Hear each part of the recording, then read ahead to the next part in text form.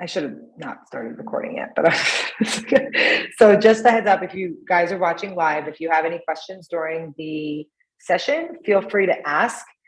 We do have some folks here from the StarTree and Pinot team and PMCs from Pinot contributor, PMCs from Apache Pinot project that can help answer questions. And we also can do a Q&A at the end. Aside from that, I think we can kind of jump right into it. So I'm Karin. I work with the developer relations team at StarTree, and this is Mark. Do you want to give your very brief? Yeah, I work I'm in Karin's team. That's all you get.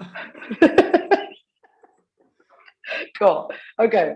So we'll start off with just we're going to start off with a basic intro to Apache Pinot. Some of you guys might find this somewhat, you might be already familiar with some of this content, but it's going to be fairly short. And then we're going to go into Mark's demo on the project that he was working on. Sound good? Cool. So let me know if the Zoom is working. So this is the intro. I just realized now that it's intro to Apache Pinot, and it only says my name here, but that's not true because Mark is actually he's presenting his portion of it. Okay. So just some background. We could start off with some of the use cases for Apache Pinot. So Apache Pinot, which I'll kind of dig into it a little bit deeper. But it's mostly used for real-time analytics use cases. There are a variety of different ways you can kind of implement and use real-time analytics, which I'll jump into a few of the most popular ones. But this is kind of a list of the real-time analytics use cases, I guess. But going into the most popular ones, the first one is user-facing analytics. Basically with user-facing analytics, what you're doing is you're exposing your analytical abilities, your application's analytical capabilities to your end users or your customers. So an example of this is Who Viewed My Profile, the LinkedIn Who Viewed My Profile. That's when they're providing analytics to all their end users. And then you have things like feed relevance. Your news feed, making sure that it's always fresh information and it's relevant for the different users. For example, one of the attendees here, Aaron, I think he came from the LinkedIn feed. So you were using Apache Pinot, didn't even notice it. You can also do queries for things like how many times a user has seen a certain type of content. Generally, it could be a pretty simple query, something like this. But organizations like LinkedIn have a lot of data, and that's kind of where this becomes kind of challenging. It's they have to be able to execute this type of query every time a user visits a homepage, and there's up to 200,000 queries per second, which is insane. And they have to be able to also maintain the very low latency, millisecond latency. So user-facing analytics is one example of real-time analytics that's commonly used. This is another example of user-facing analytics. Uber Eats, they have a dashboard, for example, that they show over to their restaurants. So they have about 500,000 restaurants across the globe that are constantly utilizing this. And then they have multiple of hundreds of thousands of queries per second. And this dashboard, basically gives the restaurants the ability to have a overall sales view, being able to see missed orders, inaccurate orders, things like that. And when the data is coming in real time, it gives the ability for the restaurant owners to be able to take action in real time. So part of the cool thing about, I think we're stuck on the first slide, at least for me. I don't know whether it's... Oh, really? Yes, you're absolutely there. Okay, now it's good. Okay. I don't know what you did. Now it's on the Uber one. Cool. Interesting. Okay, so I'm just going to show you guys some of the other ones. This is what I was showing about I'm really glad you said that because that's probably so boring to look at. We're just talking. This is the user-facing Who Viewed My Profile. This is the news feed, this type of query, and this is the data size. This is the Uber Eats restaurant manager use case. one of the benefits of like user-facing analytics is like if you're giving it to your end users is you can do things like creating actionable insights. And what that basically means is you can build either applications or capabilities for your users to take action or make some kind of move upon seeing like this fresh data or fresh analytics, right? So things like inaccurate orders, like your restaurant owners can do something, can take some kind of action immediately, which brings a lot of value to the application. Do you see this little window that just opened up next to the thing? With Yes, total okay. users and SLA? Yes. Okay. So this is the example for the Uber facing, for the Uber Eats, Uber facing analytics for the Uber Eats restaurant manager example. What do you see? Okay, I think I have to go between the Anomaly slides. detection. Okay, so then you have Anomaly business data. metrics. Yeah, business metrics and anomaly detection. These are basically, I mean, I'm sure you guys have seen these. They're kind of like a lot of dashboards and things like that. They're key indicators of your business, like their overall like effect of your business and like the success of it, I guess. So you might be like looking for anomalies. So for example, with like LinkedIn, page views might suddenly drop. And then you have cases where, do you see these new windows that just popped in? No? Oh, yeah. Okay, I think I have to go. Now Now you we see see it, it. right?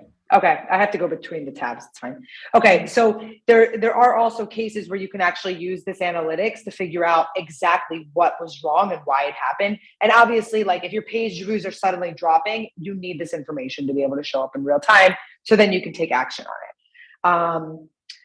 So that's that example. And then we have dashboards. The dashboards, again, you guys might be familiar with these. They let you visualize your important metrics into one place. It helps in identifying and fixing issues. Now, even with these, the QPS and the latency can also be quite complex. So it does have a lot of value when you're like working with real time. Okay. The value of data over time. So there is a lot of value in being able to analyze single events as they are being generated. Like, for example, what pages users are viewing right now. This will give you an idea of demand metrics, of like what the user might want. And then you also have on the flip side, aggregated view of like historical metrics, things like sales metrics, for example, and they help you make better decisions. Okay, so this is the evolution of real-time analytics. It really kind of started off with like a simple use case of being able to monitor your metrics, right? And then as your business insights and like your business grows, you have the ability to like really kind of dig a little deeper and have business insights. And this is where you kind of bring the data science and kind of like making a little bit more sense from like, you know, your metrics, I guess. And then some companies monetize the ability or the capabilities by exposing the analytics directly to their customers. Like the examples that we showed before, for example, like LinkedIn, Uber Eats, and things like that. You can monetize it by creating applications that have, you know, capabilities of like the real-time analytics, or even, and in addition to creating the ability for users to actually take action upon seeing real-time, you know, movements. And then obviously there's like full business transformation. Some companies transform their entire business around it. Now companies use all different kinds of technologies to work through this. And I'm not trying to be like, oh, all you need is Apache Pinot, but really all you need is Apache Pinot. All right, so Apache Pinot. So Apache Pinot is an open source distributed database that can ingest data from like a variety of sources, such as Kafka, S3, HDFS, and so on. And it makes all this data available for querying very fast. At the heart of Pinot is a column store, which features a variety of rich indexing techniques and pre-aggregation techniques that allow you to do high QPS queries with very, very low latency. Now, Pinot is great for a wide variety of analytical use cases, like mentioned before. And actually, the screenshots that I was showing before are built on Pinot. So those are like, Pinot, like real use cases. Pinot is a very mature technology used by a lot of very large companies. This is just a very limited amount of companies that are using it now. And it is also pretty powerful. Some of the largest clusters ingest like a really high amount of events per second, lots of queries per second, so they can handle both the ingestion and the queries with very, very low latency in the sub-second latency. Okay, Pinot architecture. I'm just going to kind of give a basic brief overview about this. Okay, I did not do my animations well, so please don't mind why there's just like things are pointing at nothing, but okay. So when people use or interact with LinkedIn, it generates a lot of data, right? You have all these events that are happening. So someone viewed on content or clicked on something. So all these events are sent to Kafka. And then you have entity profile, there we go. And then you have entity data, like profile information that's typically stored in some kind of OLTP solution like Postgres or SQL. All of this data is typically archived into an HDFS for a variety of reasons, backfill, machine learning, or like complex batch analysis use cases. So now where Pinot comes in, it can actually ingest from both Kafka and HDFS and make it available for serving all such of use cases. These types of use cases, as I kind of mentioned before. Oh, you guys are not seeing it. Oh God, I have to keep switching between tabs. All right. Does this screen make sense? I keep forgetting that you're not seeing my animations without me opening it. Sorry. This is me Seeing a being LinkedIn ecosystem slide. Yes, the LinkedIn ecosystem. So like LinkedIn events happening, pulled into Kafka, or entity data like profile data pulled into OLTP, and then archived in HDFS. And now Pinot has the ability to pull the data from those variety of sources and then power all the different analytics with the like low query latency. Okay, next slide. Okay. Just taking a brief glimpse at what goes on inside Apache Pinot. So let's see. Okay. Do you see these little servers? Okay, so all the data from Kafka and HDFS are then organized in a columnar format, spread out in a Pinot server hosted locally. Then you also have what we call the controller. The Pinot controller is basically the brains of the cluster and takes care of the cluster membership or which data is located on which server. It assists with like query routing and all like the control plane operations of Apache Pinot. And controller is using Apache Helix, which is a layer on Zookeeper to manage coordination. And then finally, we have a broker, which can take the queries from a user or application and then do a distributed scatter gather across the servers to resolve the queries. So let me see if this, oops, okay. Yes. I should also mention that Pinot supports Lambda architecture. So even though that there are two different data sources, they're treated as like one logical view for the user. And if you guys want to dig in a little bit more into the architecture, there's a ton of resources on the Apache Pinot website and also StarTree. And we have a bunch of resources on YouTube and stuff too, but I'm not going to dig too much into it. I'm going to let Mark kind of take it away with the project. Okay, let me switch back to me then.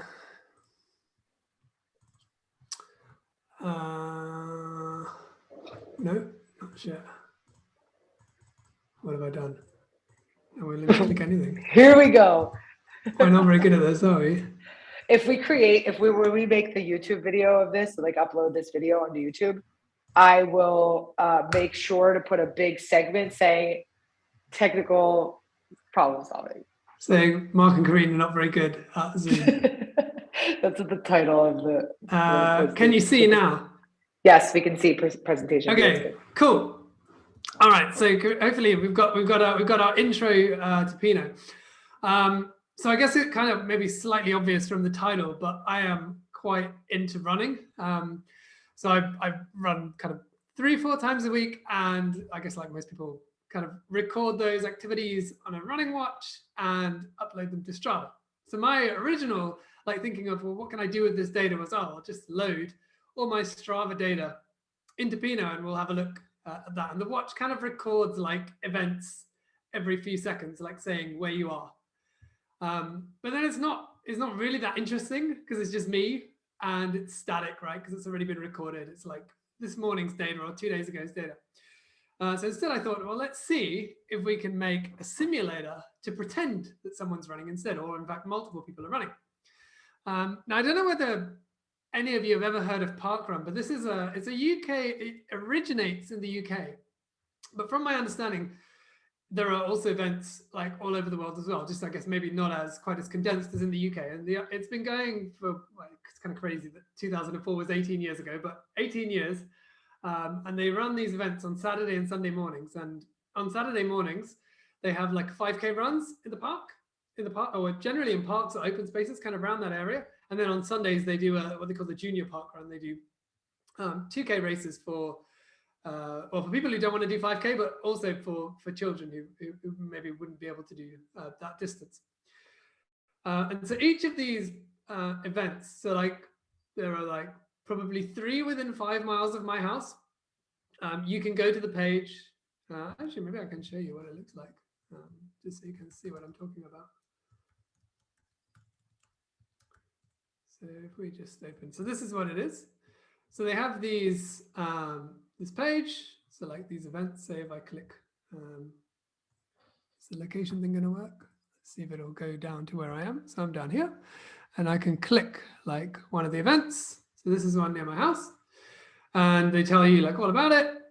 And then they have these course, like a course map. So I can zoom in. Can you see this, Karin? Is this fine? Yeah. So they give you a map. And Yes, if you go here, you can actually download like the map.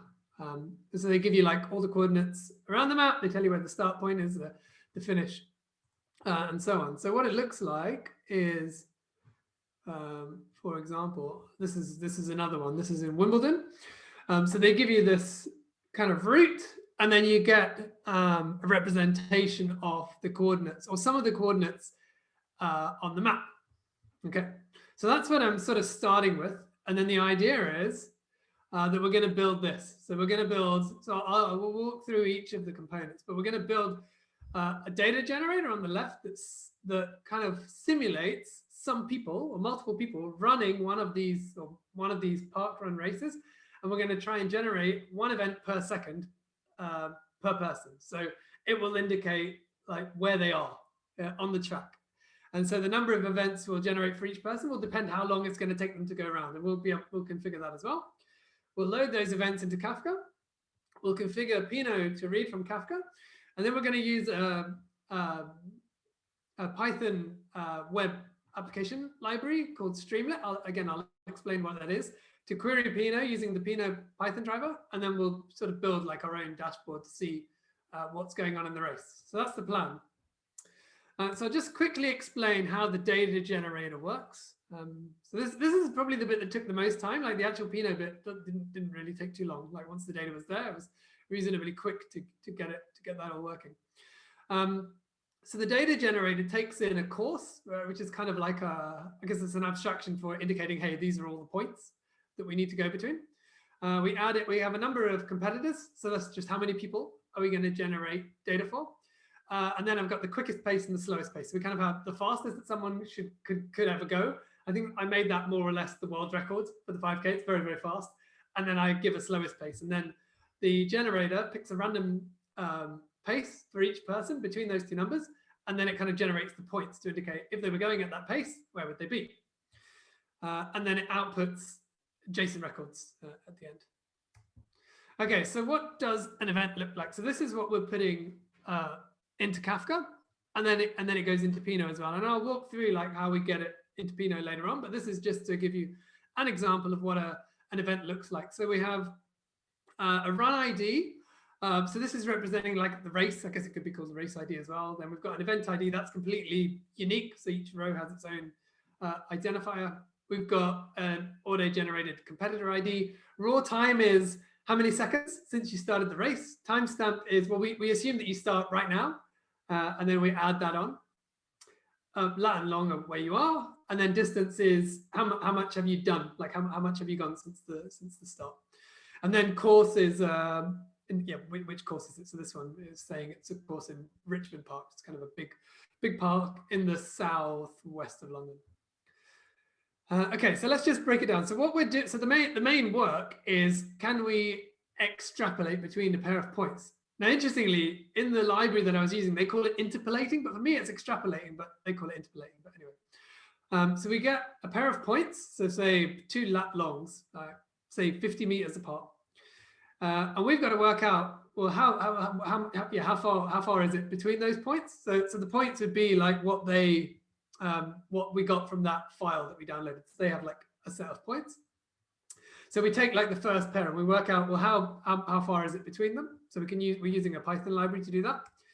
Then we work out, okay, so what was the pace that this person was going at? So we give that in total number of, what do we do, like seconds per kilometer. Then we translate that into meters per second. And so we can work out, okay, well, they're going, 5 meters per second is pretty fast. It's probably not that fast, but for this example, so we go, okay, well, the distance is 10 meters. They're going at 5 meters. So we need to generate another 2 points in between. And then we'll go, so we'll have the first one, 2 in the middle, and then the last one. So they'll do 4 points in that time. If you were going at 2 meters a second, then you'd need 5 points. If you were going at 10 meters a second, you'd only need 1. And so we kind of work out like where is each person likely to be after 1 second. And then we generate the extra points. And so we end up with just like a big stream of points per person. And that's it. So that's kind of the trickiest bit.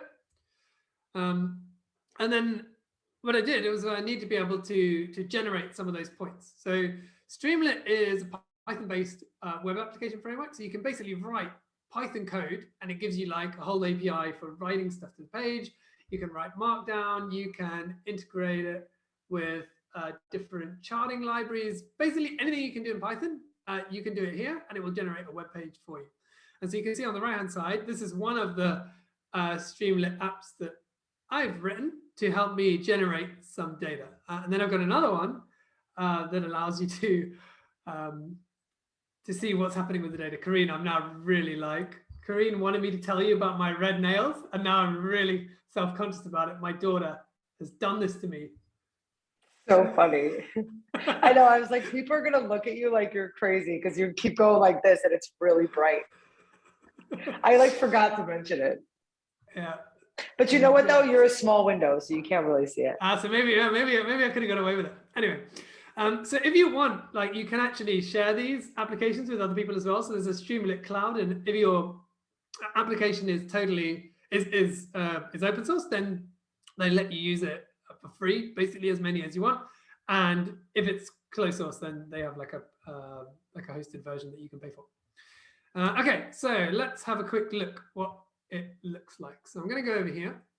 So this is, tell me if this is big enough and that you can, or I can zoom it in. Is it big enough? I think it's big enough, but I think, yeah, Mitch. I can see. Okay. Cool. So this is a wrapper around the Python application. I'll show you a little bit what the code looks like, but effectively you can select a course. So I loaded in like 4 of them. And then you can say how many competitors. This it's doing that interpolation of points. So the more competitors we put, the longer it takes. But the extra thing that I didn't describe on that slide is that I've also got on each of the courses, I have identified a geofence of potential treachery, like if it's near a lake or in a forest, like a potential place where someone might get stuck or lost.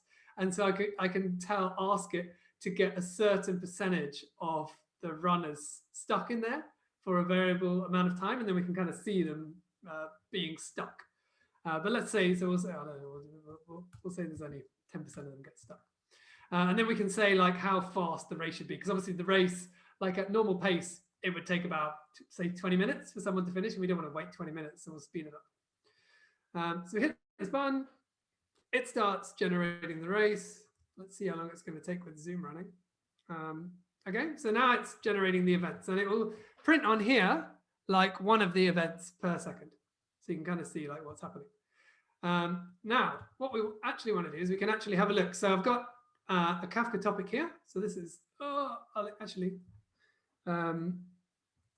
show you how I've got this set up. Actually, maybe I'll show you how I got this set up now. So I'm doing everything with Docker Compose on my machine, but it doesn't really matter. Like as long as you have a way of configuring everything, it will work exactly the same.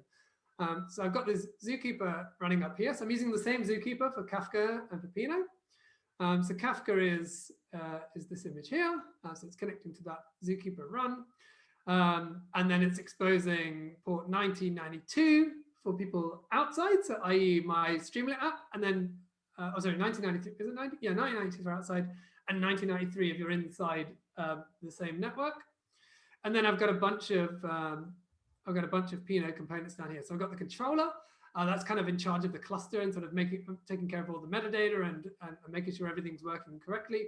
I've got the broker. That's where that's from Karin's diagram. If you remember, we send the query to the broker, and then the broker sends it out to the servers, and then they're going to send back the results. In this case, in this example, we've only got one because we're just doing it on our laptop. But if we were doing it like for real, we probably have multiple of these things, and they'd be all coordinating with each other. So that's the setup. And so what we can do now is we can have a look at those events going on to the Kafka topic. So you can see these are coming in, loads and loads of events. And maybe I'll stop that now before I kill the computer. So if we highlight one of them here, so you can just see what do they look like. So we've got, it's exactly the same as before. And you can see like these are all on the same second. So these are on second 281. So what's that like? 4 minutes, 40 seconds into the race. And you can see that different people are in completely different places, right? So this person here has done nearly 2 kilometers. Whereas this person here has only done 1.3, this person's done 1.5. So it's generating one event per competitor per race and putting it into Kafka. We can also pause the race if we want. So we could pause that for now. And now I'll just explain to you the second half of this application. So if I go back to the slides. Okay, so we're going to have a look at the Pinot side of things. So in this application, we've got a mix of real-time and offline tables. So just to do a quick recap of how those differ. So real-time tables are for ingesting data from streaming systems. So in this case, we're using Kafka, but you could also use Kinesis, for example. And these are for real-time data. So it means that the only data that you can get into those real-time tables has to come from a streaming source of some kind. So they're good for data that's just arriving now, really good in there.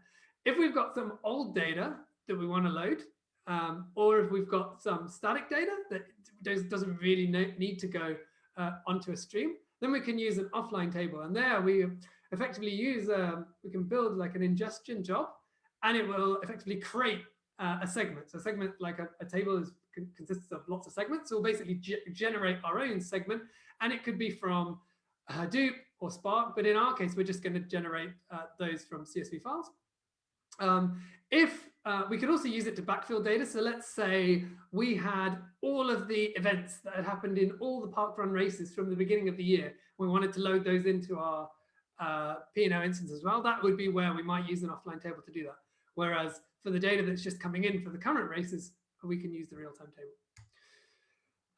For either of those tables, we still need to define a schema, and the schema is used for defining what columns, i.e. what fields do we have, the data types of those fields, and then any other metadata that goes in the schema. So this is what our application looks like. So we've got 2 real-time tables. So one is called Park Run. That's the one that we just looked at. So those are like all of the events of indicating where people are. We've then got another one called Races, and that's actually another real-time one. So that's like whenever we create a race, it puts one event on there. It's a really small table. I don't know what it's not the greatest use of Kafka because it has so little data, but it was just reasonably easy to set it up once I got Kafka and Pinot working. So I thought I may as well put it in here as well. And then we've got another one, which is the courses schema. And this is purely static data. And this is where we capture the actual like course, like the like Richmond or Wimbledon or whatever it is, the distance of the race. And then we've got the map, the geofence, we've got and the start. And then we've also actually got the end location as well. Okay, so just to recap, how do we do data ingestion for these two tables? So real-time tables, we're in the table configuration, we indicate like where our Kafka instance is running, and we'll have a look at that for these two tables. Whereas for an offline table, we've got to create a job, and the data is going to live in a file somewhere, be it on Spark, Hadoop, or in our case, it's in a CSV file. So let's just have a look at the actual table and ingestion config that we've got. So we'll start with our offline tables. If I open that up. So I'll just put this on both sides so you can see them side by side. Mitch, Karin, big enough or bigger? Bigger, go bigger. Bigger. Go bigger. Now? Yeah. Now you're good. Okay. Yeah. So on the left, we've got the courses schema, and on the right, we've got the courses table config. So just to run through, like, so all the fields in here are dimension fields. So we've got short name, it's like Richmond. We've got long name, Richmond Park. We've got the distance, we've got the course map, and so on. And then this one is interesting. So I'll just explain. This has got a primary key because this is a dimension table. And what a dimension table is it's a static table that we want to use to do lookup joins. I'll explain what those are in a minute. And it creates a copy of this table on if you had multiple servers on every server. So it needs to be pretty small. Like you don't want to put loads of data in here. So we want to keep this small. And so here we've said it needs to be smaller than 200 megabytes in size. We also need to make sure the segmentation ingestion type is set to. Someone, is that me? Someone's mic is, I think, is on. Swami, got it. Okay. And then the only other extra thing that we've done here, which is kind of interesting, is we're using a bunch of Pinot geospatial functions so that we can get the spatial data into the right format. So let me just show you what it looks like. So now it's going to be quite big, but I guess it's all right. I'll just make that go that side. So we've captured like all the course. We've got it as a line string representation here. Maybe I can make it. There we go. So we've got like a line string representation in our CSV file representing the map. We've got a polygon representing the geofence, and then we've got points representing the start and the end. And then Pinot can store those as geospatial objects, but we need to run them through a function. So geog from text, yeah, pretty much actually exactly geog from text 4 times. So we're converting those into a format that Pinot can work with. And then if we come back here, I think that's it. Yeah, and then we just need to tell it a primary key. So we told it short name as our primary key. And then to ingest that data, we've got a spec here. So we tell it it's using the segmentation creation and tar push. We tell it where our CSV file lives, and then which table to ingest that data into, and it will then process that, or then process this courses.csv file, use those transformation functions, and then load it into Pinot. So we can have a quick look what it looks like. So if I go over here, so courses is here. At the moment, it is not entirely readable because the whole thing is taken up by the map, isn't it? So, but we can change it. So we can do like this, and then say course map. So see down here. So we got a bit bigger. So we got. Hopefully you can see now. So we've got Richmond distance, and then the course map. At the moment, course map not particularly readable, but we can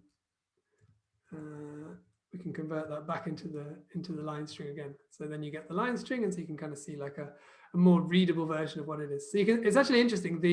They give you different numbers of coordinates for each one. So Richmond, I've only got like 20 coordinates or something, but this last one is crazy. Look how many they gave. Like Mole Valley, and then the same distance. Seems to just be how granular was whatever data they captured. And so Mole Valley has loads. Okay, so that's our first table. Let's have a look at one of the real-time ones now. So we'll have a look at the park run one. So let's load that, and then we'll do the actual schema on the other side. So where's it gone? There we go. So this one is, so we'll do the schema first. So again, like most of the fields are dimension fields. We do have one metric one, which is the distance. And then we've got a date time, which is the timestamp. Other interesting thing we've done here is, again, we've defined a primary key. The reason for that is because this is actually an upsert table, which means that for each primary key, we will only see one record. And the reason for doing that is because I wanted to capture the last position where each competitor was. So I didn't really want, obviously we have all the positions, but for nearly all my queries, I just wanted to know the last position. And then I wanted to work out how far are they from the end of the race. And it was much easier to do that using this upsert config. And if you want to see all of the points, not using the upsert mode, you can just turn it off for an individual query. So this is kind of quite useful for me. And then the other thing for this one, again, we're using a transformation config, this time slightly different. So we got the lat, and the long coming off our, again, these are coming off a Kafka topic this time instead of from a CSV file. So we've got a long and a lat key, and we're converting those into a geography spatial object.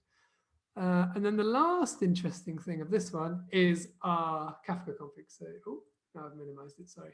There we go.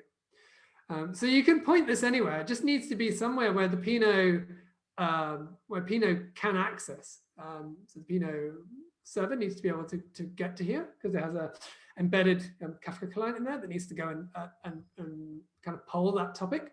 And so the topic is park run, and then the name of the broker is, because this is all in Docker, remember? So it's Kafka run. But if we were running this just on our machine, we could just set that to localhost and point that somewhere else.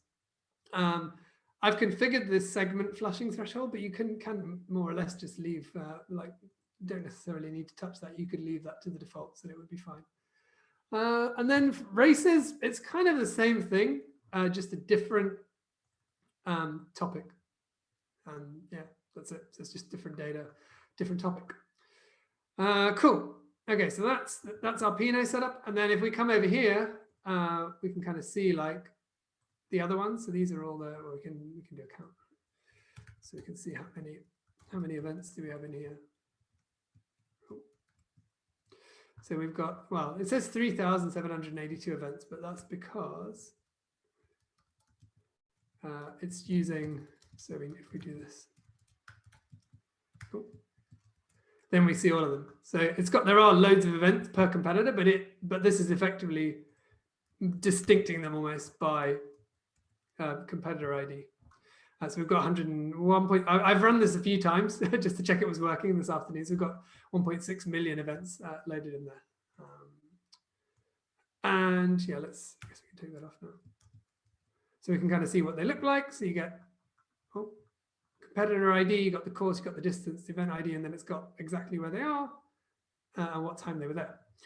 Okay, so I'll just come back. I'm just going to come back to the slide so I can just explain the features of Kafka, Pinot that we're using, and then I'll show you what the dashboard looks like. So we are using 3 interesting features beyond just the sort of standard Pinot stuff. So we're using dimension tables, the geospatial features, and then upserts. So I kind of mentioned the title of this is wrong, but never mind. Oh no, it's not. Dimension tables used for lookup joins. So the idea is if we're querying the parkrun table to get the events, and we want to be able to show the course information, we want to be able to do like it's not like a proper SQL join, but like a kind of like a sort of like a join, go and get stuff out of that dimension table and bring it into this in this query. And I'll show you an example of a query. And again, as I said before, it needs to be pretty small because it's going to be copied onto all the servers. I've put a link in here. I guess we can share these slides afterwards, right, Karin? If people wanted to be able to click the link rather than try and memorize it. That'd be a good idea. Everyone memorize this right now. Memorize this URL. We're going to ask you at the end. So this is a blog written by a comedian, like a colleague of ours in the DevRel team called Dunith, and he kind of explains exactly what it is and how to use it. Geospatial. So Pinot supports 3 kind of sub features. So geospatial types, geospatial functions, and then you can also do geospatial indexing. We are only using the first two of those things. The reason that we're not using geospatial indexing is because it's only at the moment supports, hey, find me the points that are within distance or between distance of a point. And for us, we're actually interested in show me the points that are within like a location. So you can't actually use indexing for that at the moment.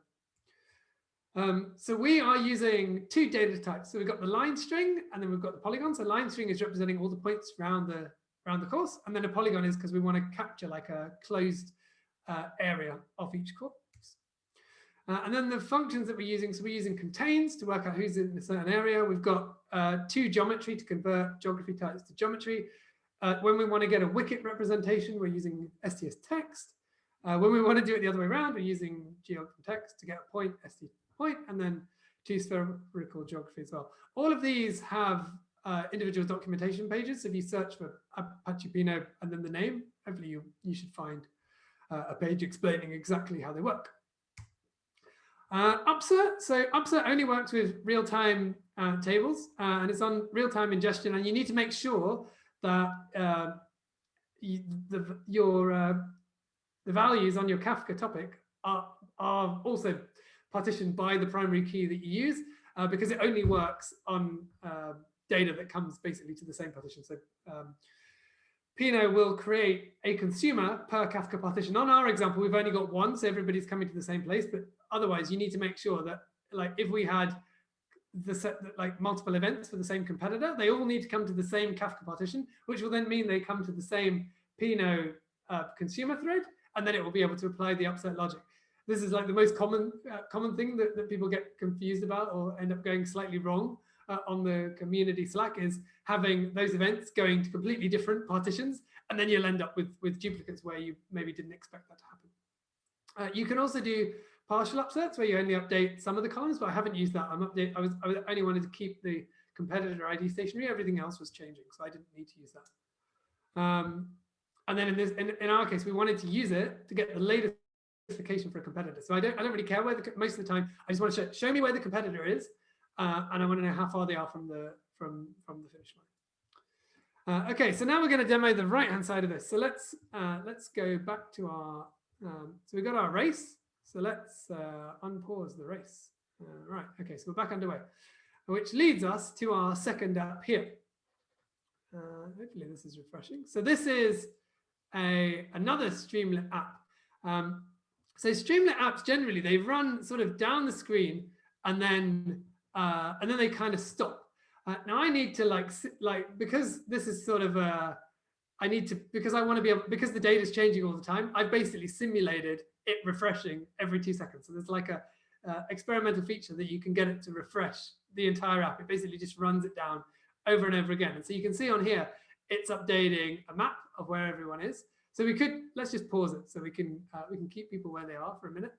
So these little, and I'll stop it refreshing on this side as well, just so we can, it stops going insane. So you can kind of see, like, we're capturing, like, using a Pinot query, we're able to see exactly where everybody is on the map. So you can see we've got somebody out in the front.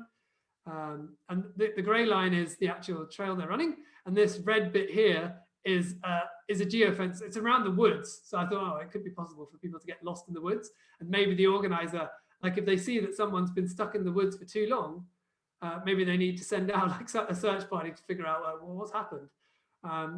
And so down here, we've got a query that tells me who's been stuck in the woods for the longest. So obviously, like, there's some like reasonable amount of time like that indicates actually you are still moving.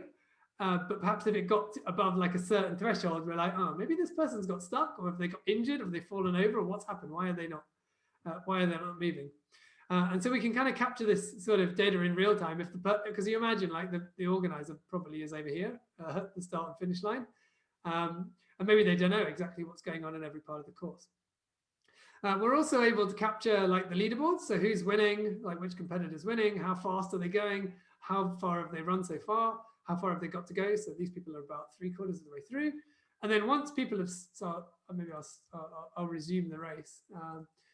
And then once some people start to actually finish the race, we can actually go and look at who's actually still going. So maybe we want to sort of look at the back and see like when are we going to be able to get home, or has somebody got stuck on the back of the race. I'm trying to think, is there anything? Yeah, I guess the other interesting thing is we haven't got there yet, but we can also see like the percentage of people who have finished. So we're able to sort of capture that as well. So if you've reached like the end location, we will know, which is, I think it's at this green flag. So we've got a few people who are kind of getting close to that point now. I can also run you, I guess we're kind of getting close to the hour, but let's see if we can get someone to finish. I don't know what's happened to our map. Oh, it's back.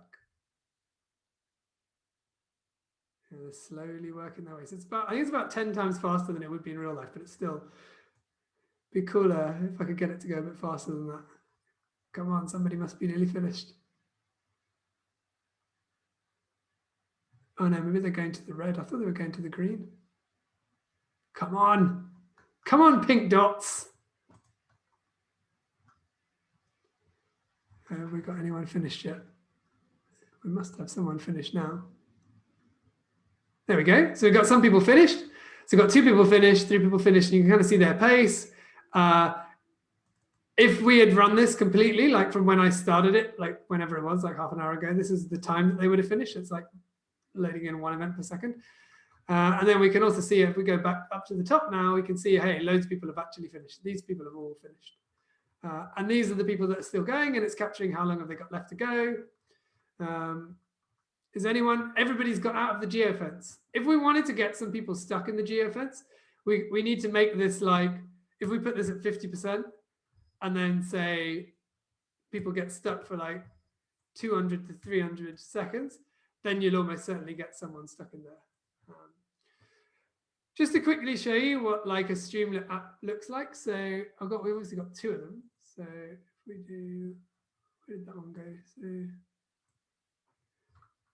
these are it's a bit bigger, isn't it? Where's my, there we go. I'll just close this window on the right. This is going to be, hang on a minute. I'll tell you what I'll do. I'll show you them one at a time. Let's close this. So this is the actual dashboard itself. It's not super well designed by me, but not super complicated either. So we've got a function here. We're using the Pinot Python driver to connect to Pinot. And then we're just executing a whole load of queries. So this one here is an example of one of the lookup joins that I mentioned earlier. So we're getting all the races, and then for each race is for a course, and we're going to look up the course to get back the actual long name. And then we're kind of doing the same thing here. So once the run has been selected, so once you've chosen a run, we then go and look up the course to get we go and look up the name of the short name of the course, the geofence, the start location, the end location, and the map. We're capturing all of those, and then we're sort of building. We're using this, let me show you. We're using a library, a wrap around the leaflet.js called Folium to do the rendering. So all this is the code here that does the rendering of the map. But effectively, all we're doing is we've got the data in Pinot. We're using the Pinot driver to get it out of Pinot, and then we're putting it into a pandas data frame, and then onto this, either onto the screen or into a like a charting library. All the code for this, so I got the link to this on the end of the slide as well, but it's all on GitHub as well, in case you wanted to try it yourself. So it's in here. And so it kind of takes you through how to configure everything. And then I'll just quickly, so most of this is queries, right? It's just like, this one's kind of interesting. So let's find, hey, get me the number of people who are in the geofence, and then show me like exactly where they are in the geofence. And then we're capturing like how long have they been in there. So tell me when were they last in there? When were they first in there? And then we kind of get the number of seconds. So if we were building like a next feature on this, we might be able to do an anomaly detection of people in the geofence. Like, what is the normal time people should be stuck in there? And where is a point at which, hey, this is weird. Like, they've been stuck in there for way too long. They've probably got lost in the in the forest, or in one of the other maps, maybe they've fallen into the swimming pool. And then if I just show you the other one, so the other one is kind of more of a, so that one's kind of showing the data, and this one is kind of more of creating the data. So where do they do it? So where does it start? So this is the generation. Well, so this is where we get the input data. So we define all these controls. So we say, hey, st means Streamlit, number input, number input, number input for all these things, and we can kind of control the default value and how much it will go up if you configure it on the UI. That captures us. So this is like how many people should get stuck, how long do they get stuck for? This is how quickly do we want to ingest the data, number of competitors, how fast they go, how slow they go. I'm using a feature in Streamlit called session state. This is mostly so that I can pause the race and resume it. So I kind of got like a stream of events, and then I pause it at a certain point and then resume it at the same point.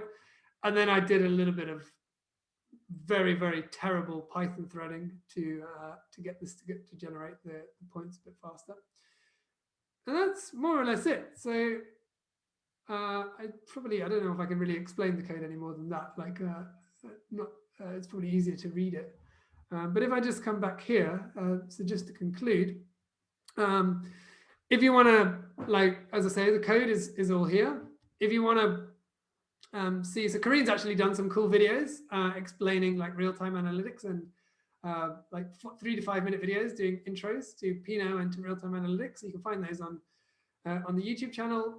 We've just started this developer portal at dev.startree.ai. So this is kind of sort of in progress, but we're kind of building like common like recipes of things that people get stuck on. And then obviously we've got the Pinot documentation itself up here.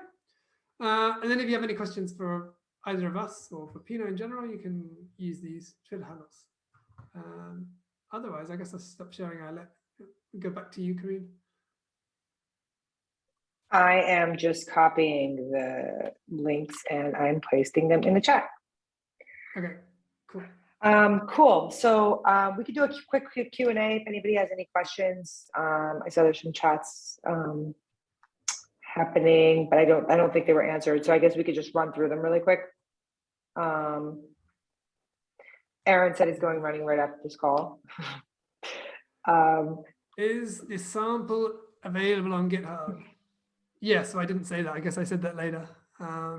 Yeah. Then is the lookup indexed in some way? So my understanding, the lookup, the dimension tables are effectively being loaded into memory, and then that's sort of being used by the query engine. But if there's somebody who knows better than me, they can probably elaborate on that. If anybody has any questions, you can like literally just turn on your mic and ask. You don't have to like write it in the chat or anything because there's not that many people here. It's not like a. Hey, Karin. That was a very useful overview. Thank you. Glad you liked it. It's nice to hear feedback. Who else was saying something? I think it was. Hey, this is Rakesh. First of all, it's really useful. Thank you for the session. And I had a question basically. So do you guys have any specific examples with regards to business dashboards and analytics? I mean, I was more looking at scenarios where it would be helpful from an server analytics perspective. You know what I mean? I mean, it's predominantly driven by user analytics, but at the end of the day, it is somewhat related, right? So in the sense, if I want to pinpoint, do you guys have any specific examples where it's going to be useful looking at a plethora of options from a customer point of view, from a backend services, and give some sort of useful insights, and being it, from financial industry or something else, which is not really obvious, right? So.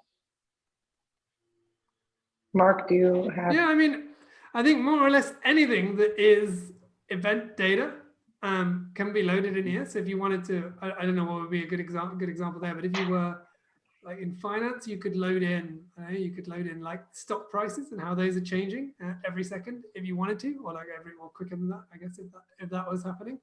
I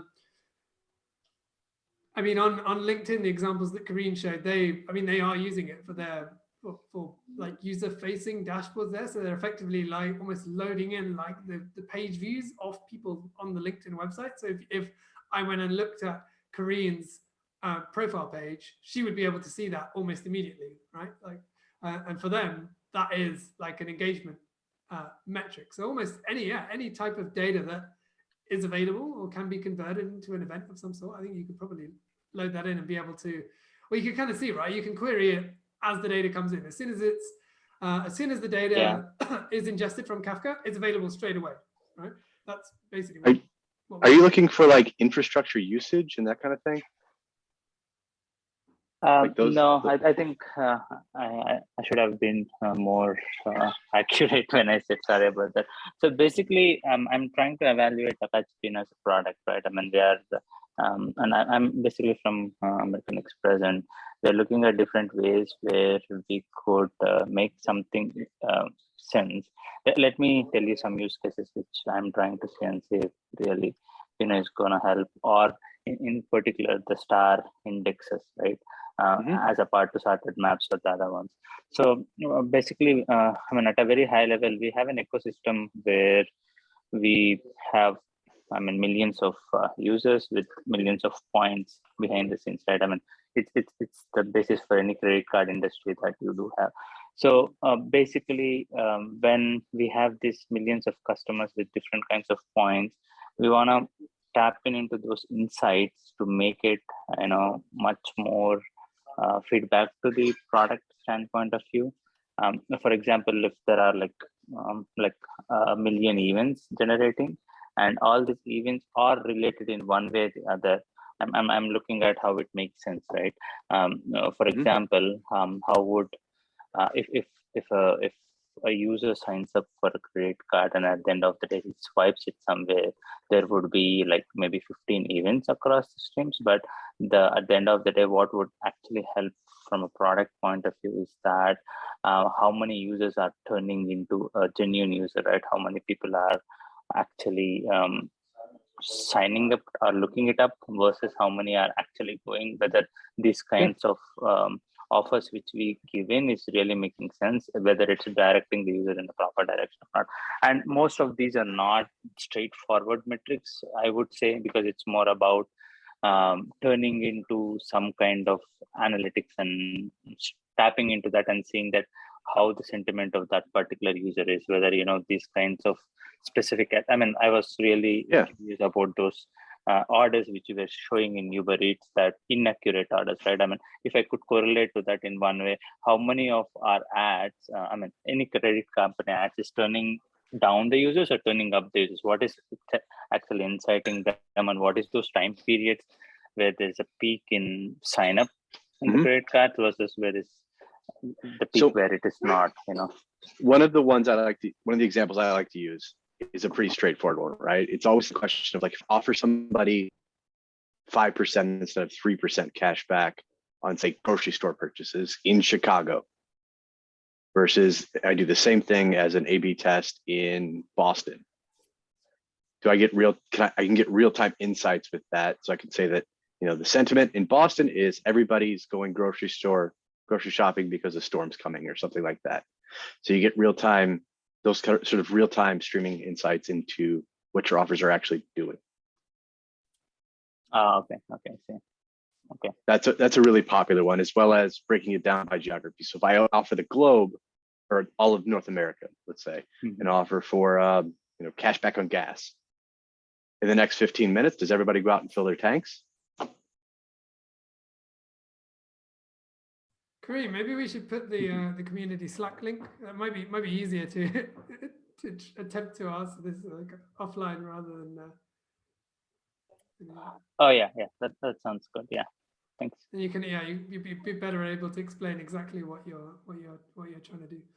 And more importantly, what that does is gives your ad teams the ability to do real-time adjustment of those things. So they can actually go in there and visualize that, say that an ad for this is doing much better than an ad for that. So let's adjust how many people see each of those ads. Or offers, I guess, is a better word. It's a less offensive word. Yeah. I put the Slack on there, hopefully. Oh, you did as well. Cool.